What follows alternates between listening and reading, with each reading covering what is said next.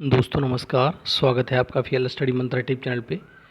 UP triple SC लेखपाल भर्ती में जो याची हैं वो जो सेलेक्टेड लोग हैं उनके बीच में तरह तरह के भ्रम फैलाते हैं और भ्रम फैलाने में वो कामयाब भी रहते हैं। क्योंकि दिक्कत क्या है कि एक नेगेटिविटी का माहौल जब बन जाता है तो कोई भी चीज़ अगर थोड़ी सी नेगेटिव कर देगा तो हर चीज़ को नेगेटिव वे में चली जाती है वो, तो इसलिए वो कामयाब रहते हैं। और कुछ जो सिलेक्टेड लोग हैं उन पे जो संज्ञान है खुद का वो लगाते नहीं, खुद का विवेक लगाते नहीं। वो जो चीज़ होती है वो वैसा का वैसा सामने वाले को रख देते हैं और बता देते हैं कि ऐसे ऐसे होने वाला है।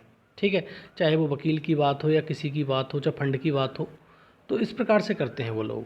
अब देखो उनका नया तरीका, देखो वो लोग होंगे 200-300 जितने भी होंगे, तो उनके पास इतना कलेक्शन नहीं हो सकता फंड का, इतना आप भी जानते हो। वो अपना कितना कितना रुपए दे रहे हैं, ये पहले भी मैंने बताया था कि कम से कम 40-40, 50-50 हज़ार रुपये की व्यक्ति दे चुका है।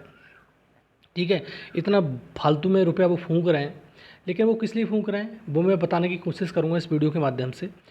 क्योंकि आप लोगों का जो फंड है, मतलब अब लगभग 13.5 लाख के समथिंग में, 13.25 लाख के समथिंग में फंड हुआ है।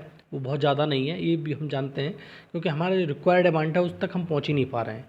तो वो इसको देखकर वो बौखलाहट में आ गए हैं और नए तरह तरह के चीज़ें प्रलोभन, मतलब लोगों को जो सिलेक्टेड है उनके लिए कह रहे हैं बातें कि ये हो रहा है और वो हो रहा है। कैसे, एक दो एग्जांपल बताता हूँ मैं।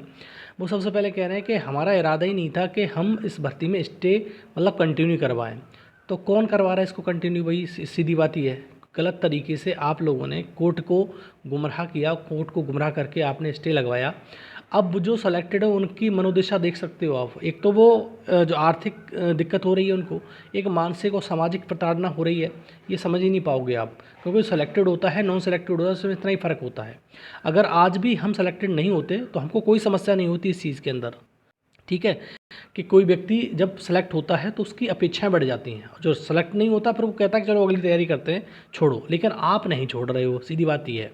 और बौखलाहट सबसे बड़ी क्या है कि ये फंड देखकर कोई वकील आ रहा है कि अब वो ये लोग कहते हैं कि नहीं, तुम 8 लाख का नहीं 50 लाख का वकील ले आओ।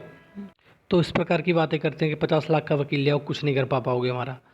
तो ये चीज़ आपका भ्रम है और भ्रम टूटेगा 8 जुलाई को, ये बात हकीकत है। क्योंकि आपने बहुत भ्रम पाल लिए। अब रीज़न क्या है कि चाहे जाने अनजाने में, चाहे किसी भी प्रकार से चीज़ें जो रहीं अब तक वो तुम्हारे फेवर में रहीं, हकीकत बात ये है।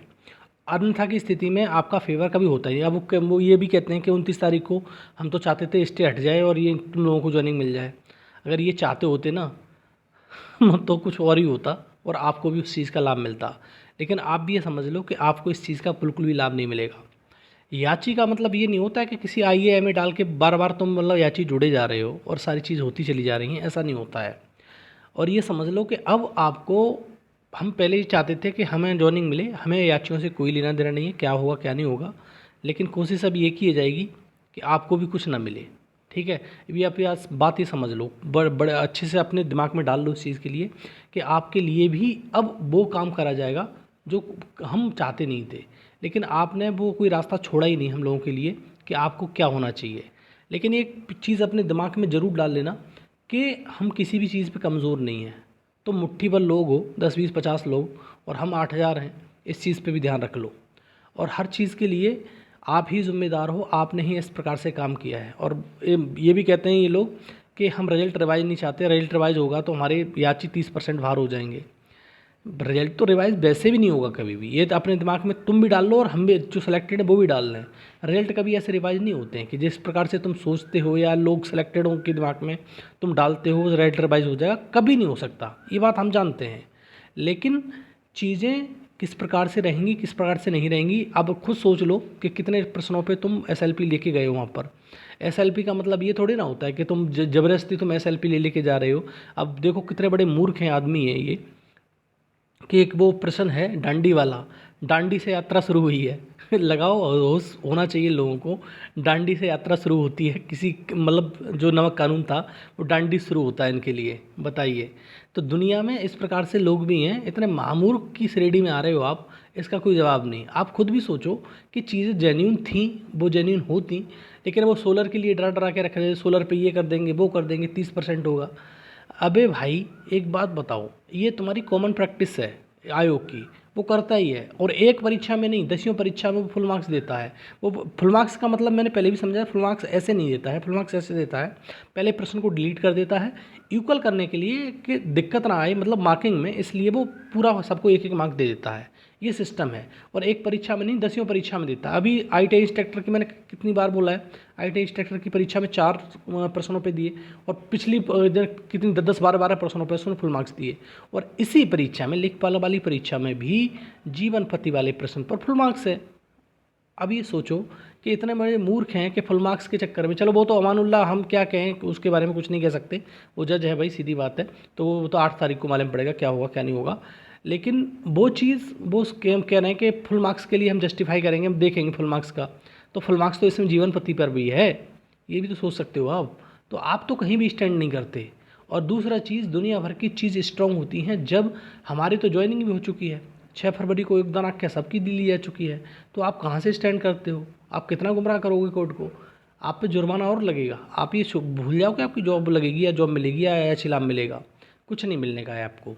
बस ये है कि आप गुमराह करते रहोगे। फंड एक रेज़ हो रहा है यहाँ पे, मतलब सेलेक्टेड लोगों के द्वारा, तो उसमें अड़ंगा डालने की कोशिश कर रहे हो कि फंड रेज ना हो पाई है। तो फंड तो होगा रेज, ये ठीक है, थोड़ा धीमे है अभी मानते हैं, लेकिन लोगों को समझ में आएगा।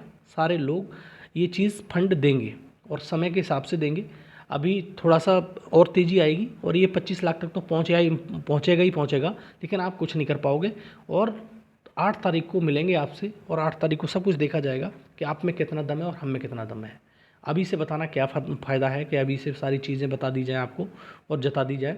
और आपके बहुत सारे लोग गुर्गे इस प्रकार से बीच में कहते रहते हैं कि वकील का नाम बताओ, इसका नाम बताओ। आपको इतनी जल्दी क्यों पड़ी है वकील के नाम जानने में? वो तो सब कुछ मालूम पड़ ही जाएगा। 8 तारीख को देखना है कि वकील कौन सा खड़ा होगा। ठीक है दोस्तों, तो इन लोगों के चक्कर में मत आइए। ये लोग फालतू के बार बार भ्रम फैलाते हैं और हम लोगों में भ्रम फैल जाता है कि ये लोग खा रहे हैं रुपया, ये कर रहे हैं, वो कर रहे हैं। सुरक्षित हाथों में रुपया है आपका। अगर देखो, उन लोगों ने पहले भी बताया था, फिर मैं आपको एक बार बता देता हूँ कि जैसे 8 तारीख को हमारा स्टे हट जाता है और हम तहसील में पहुँच जाते हैं, जो भी रुपया बचेगा, जितना रुपया दिया है उसी के हिसाब से, रेशियो के हिसाब से, जितना रुपया लग गया उस रेशियो के हिसाब से आपका रुपया वापस कर दिया जाएगा। उन लोगों ने कहा है। अब इस चीज़ पे भी तो विश्वास मान सकते हो आप। तो दोस्तों, इस चीज़ से घबराइए मत। आप अपने जो फंड है वो मतलब करते रहिए और लोगों को कन्विंस करिए। इन लोगों के चक्कर में मत पड़िए। ये लोग तो फालतू में कुछ कर नहीं पा रहे हैं। अब फंड रेज हो रहा है, इसके चक्कर में ये बौखलाहट हो रही है इनके लिए। और 8 तारीख को मिलते हैं और 8 तारीख को आपका सब कुछ ठीक होगा, ये उम्मीद और आशा है। ठीक है दोस्तों, धन्यवाद।